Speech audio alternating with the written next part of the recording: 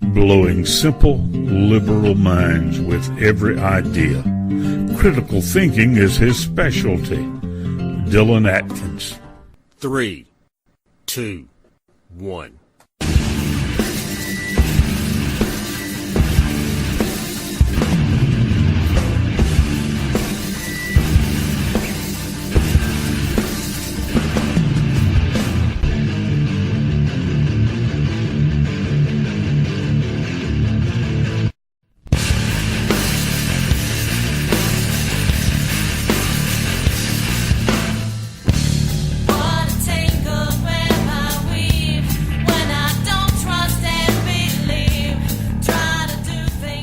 Hey, how's it going? Hope everybody's doing good. I'm doing great. Here's something I bet you were incredibly tired of hearing about, and that is Benghazi. And that's what we're going to talk about, Benghazi, even though we're all tired of hearing about it. I think it's something we need to talk about. I'm tired of hearing about it, too. I'm tired of talking about it. But it's something that we need to talk about, because 4 Americans died because they knew about weapon sales, and yet when they were, felt the threat coming, they asked for extra security and were denied. And when the attack started, they asked for a military base, one of ours, that was about 100 miles away or so, to come and assist them. They were told to stand down. So there's something going on. And I personally want somebody to have to answer for it, because I don't think anyone who has died that is an American, especially overseas, when there should not be a war issue going on there right now for us, and when they're killed and there was opportunities for them to be made safer and they were turned down, I think that needs to be found out. The reason needs to be found out, and it needs to be found out now. It's been 2.5 years ago, and it still has not come. There's not been an answer that has been presented that is a viable answer that actually hits every key, that every bullet point that goes with what happened that night. And I think that we need to find out what happened. I'm tired of people beating around the bush and double talking and all this mess. I think it's time that somebody answers for this, and I think it'll get there. I really do. And then there's also been the speculation about what Obama was doing that night, all that kind of stuff, and the thing is, I don't care. I don't care what he was doing that night, personally. I don't care if he was taking a nap. I don't care if he was watching the TV screen as they died. I don't care. But he is the head of the administration that we have. Therefore, everything that happens, he is responsible for. And hearing and him saying over and over that I heard about it on the news the same as everybody else is a load of crap. And you know why? Because he's the president. He has an hour, or more than that, anyway, he has a security briefing every morning. Or he's supposed to. Whether he goes to it or not, we really don't know, but he's supposed to. And that outlines everything that's going on in the U.S. and around the world. And that was brought up. That's why when they asked for more security, they were turned down, because they knew something was going to happen. The people at Benghazi, they knew something was going to happen, so they asked for more security. When they asked for more security, they were turned down by somebody, which means somebody in that administration knew what was going on, which means that somebody in that administration said, no, we're not going to give you more security, which means somebody had the authority to say that. How many people have the authority to say that? Not a whole lot. Do you know how many? I can narrow it down to about one. Because everybody, no matter what their rank is, when it comes to military action, they have to go to the highest person. Who's the highest person? The Commander-in-Chief, known as the President of the United States. That narrows the list down just a bit, don't you think? I think. In fact, I'm pretty dang positive about it. It comes to one person when 2 major requests were turned down and denied. It comes to one person. One person has to say. There's many people who can deliver the message. There's just about anybody who he wants to deliver the message can deliver it, especially with his say-so. But only one person can make that decision. Even the Secretary of State can't do that. And the Secretary of Defense can't do that. Both of which have to come to the Commander-in-Chief, the President, with an idea and a suggestion. The President can enter his own suggestion and his own demand, or he can follow the suggestion of the person who came to him and asked. Either way, he has to have the say-so. That's why he's called the Commander-in-Chief, because he has the final say. So when multiple requests for added security were denied, and then when the attacks happened and they were starting to rev up, and they asked, can we have this military base send our people over to help fight with us, and then they were told to stand down. Who gave that order? Many people can deliver it, one person can authorize it. I'm just saying, it's not very hard. Now we're going to introduce a new segment this week, and it's going to happen every week now, and it's called DIMWIT of the Week.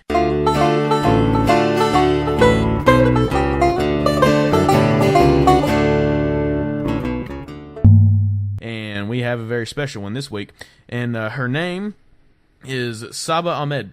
And I have nothing against Saba Ahmed. I'm sure she's a very nice woman, but I'm going to use her as my dimwit of the week just because she chose to ask the very wrong question at the very wrong time. This was a panel of a couple men and women who are investigating into Benghazi, and so she decided to ask a question that she probably shouldn't have asked. But anyway, she's a law student at American University. And again, her name is Saba Ahmed. So we're going to start the video here in just a second. You will hear it, but you can't see it. However, the video is on my Facebook page, so have a good time listening to this. It's quite amazing, actually. She brings up good points, but the thing is, they were just not relevant at the time. My name is Saba Ahmed. I'm a law student at American University. I am here to ask you a simple question. I know that we portray Islam and all Muslims as that, but there is 1.8 billion Muslim followers of Islam. We have 8 million plus Muslim Americans in this country, and I don't see them represented here. But my question is, how can we fight an ideological war with weapons? How can we ever end this war? The jihadist ideology that you talk about, it's an ideology. How can you ever win this thing if you don't address it ideologically? Great question. I am so glad you're here, and I am so glad you brought that up because it gives us an opportunity to answer. What I find so amazing is since the beginning of this panel, which we are here about Benghazi attack against our people, not one person mentioned Muslims. We are here against Islam, or we're launching war against Muslims. We are here to discuss how 4 Americans died and what our government is doing. We were not here to bash Muslims. You were the one who brought up the issue about most Muslims, not us. And since you brought it up, allow me to elaborate with my answer. There are 1.2 billion Muslims in the world today. Of course, not all of them are radicals. The majority of them are peaceful people. The radicals are estimated to be between 15 to 25%, according to all intelligence services around the world. That leaves 75% of them peaceful people. But when you look at 15 to 25% of the world Muslim population, you're looking at 180 million to 300 million people dedicated to the destruction of Western civilization. That is as big of the United States. So why should we worry about the radicals, 15 to 25%? Because it is the radicals that kill. Because it is the radicals that behead and massacre. When you look throughout history, when you look at all the lessons of history, most Germans were peaceful. Yet the Nazis drove the agenda. And as a result, 60 million people died. Almost 14 million in concentration camps. 6 million were Jews. The peaceful majority were irrelevant. When you look at Russia, most Russians were peaceful as well. Yet the Russians were able to kill 20 million people. The peaceful majority were irrelevant. When you look at China, for example, most Chinese were peaceful as well. Yet the Chinese were able to kill 70 million people. The peaceful majority were irrelevant. When you look at Japan prior to World War II, most Japanese were peaceful as well. Yet Japan was able to butcher its way across Southeast Asia, killing 12 million people, mostly killed with bayonets and shovels. The peaceful majority were irrelevant. On September 11th in the United States, we had 2.3 million Arab Muslims living in the United States.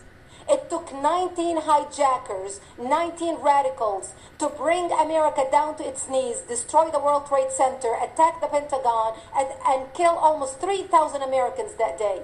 The peaceful majority were irrelevant.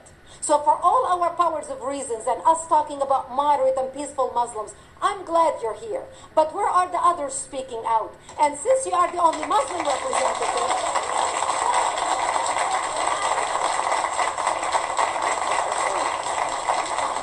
save the applause till the end.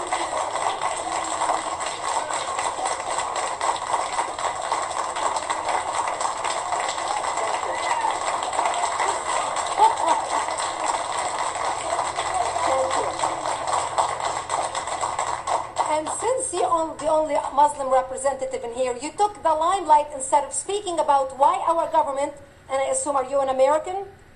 You're an American citizen.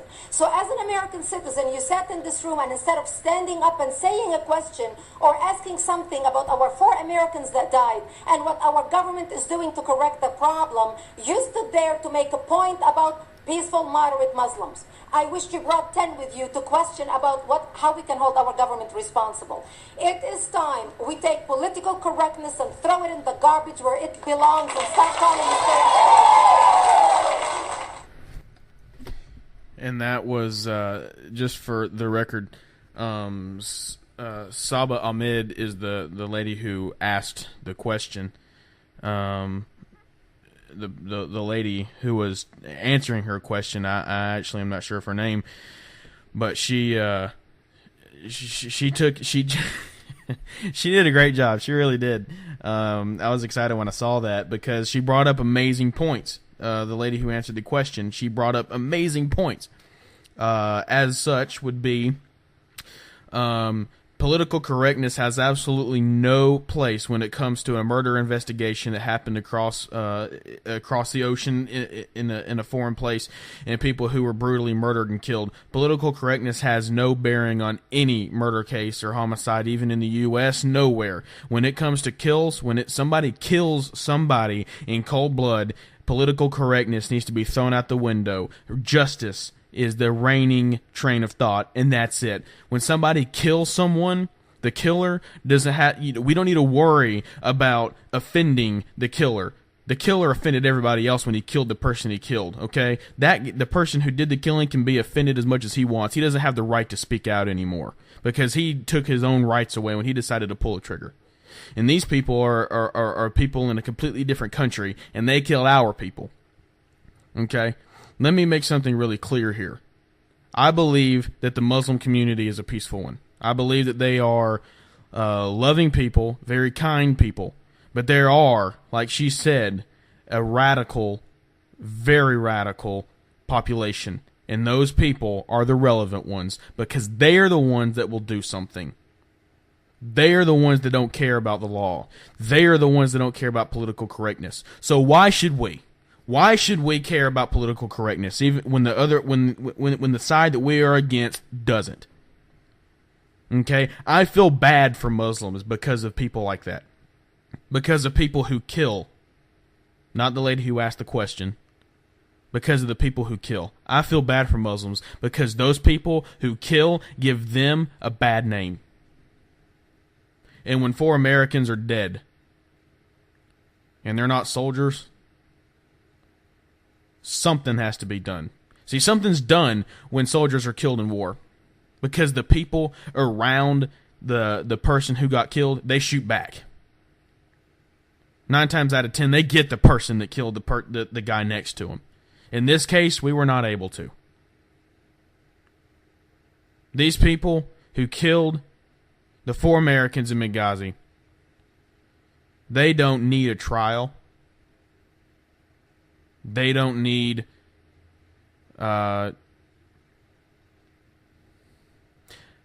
it sounds terrible to say. I'm trying to figure out a nicer way to say this.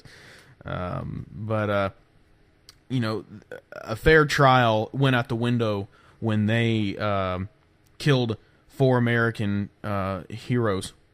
Their chance for a fair trial should have gone out the window. See, we know where these people are.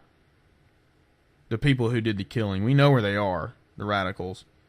We haven't done anything. If we know where they are and we know what they did, then why have we not done anything? Why have we not retaliated in any kind of way?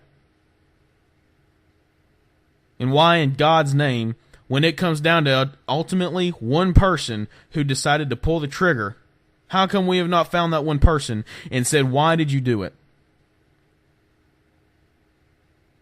I'm sick of waiting. And see, here's another point.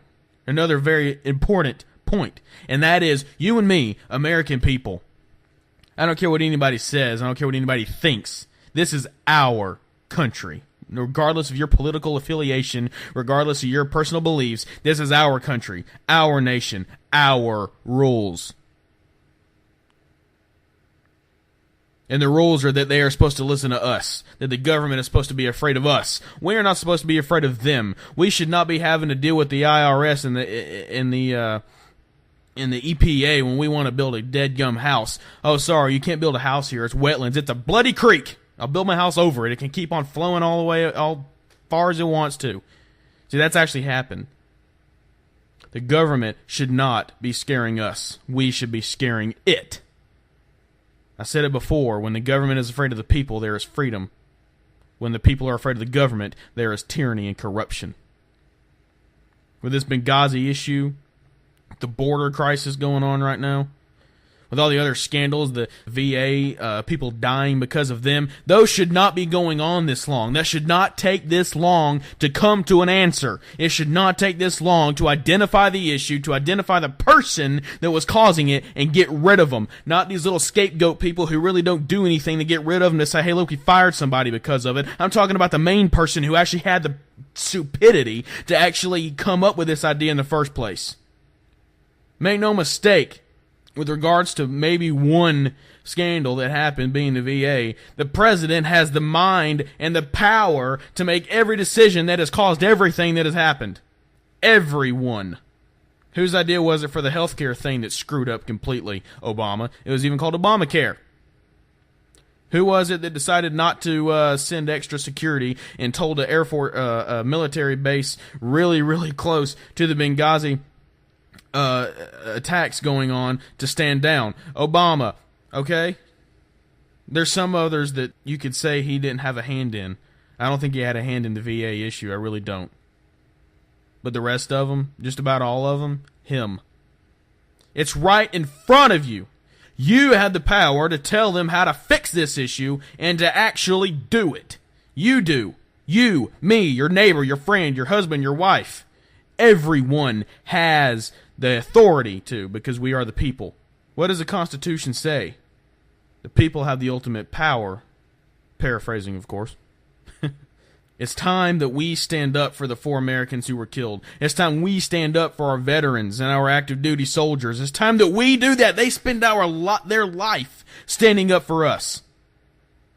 They give their life standing up for us. It's time for us to give something back and stand up for them. It's time that we say enough is enough. It's time that we go and we actually do something. And I don't mean protesting on the mall in D.C. I mean actually having meetings, making phone calls, pestering the living crap out of these people until they do something. I'm tired of waiting. I'm tired of waiting. I'm not a patient person. And when it comes to these issues, no one should.